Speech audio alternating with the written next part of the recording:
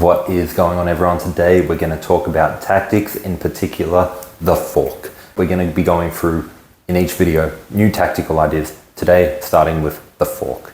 How these videos are going to work is I'm going to try and keep them as short as possible. I'm going to go over examples and then I'm going to put it in the description below, a link so that you can practice these examples and more on your own. I'm going to do this for every tactic that we have. Videos will come out every few days, so you can learn one tactic, get good at it, and then move on to the next video.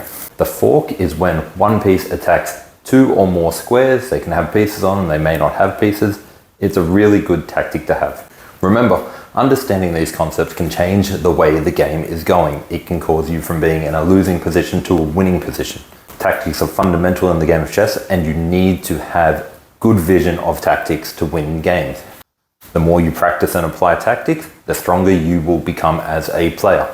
Don't forget, if you're enjoying this content, you can always hit subscribe. It will cost you nothing, and if you do not like me, you can always unsubscribe later.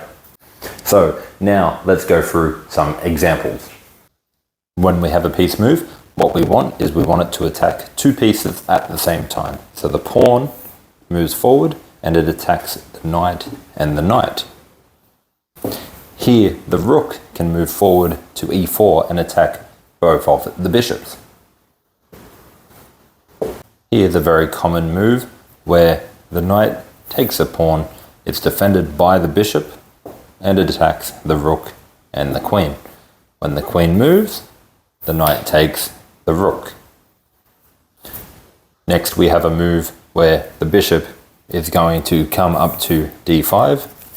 It's supported by the knight, and it attacks the king and the queen at the same time. The king is in check, so the queen will have to capture, and then the knight captures back. Obviously, the queen can fork in many ways. Here, the queen comes down, it attacks the knight, it attacks the other knight, and it also attacks the rook.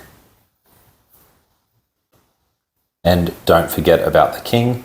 They can also fork pieces as long as they're anywhere next to it. So that's it. That's how you do the fork. Don't forget to like the video, and I'll see you in the next one.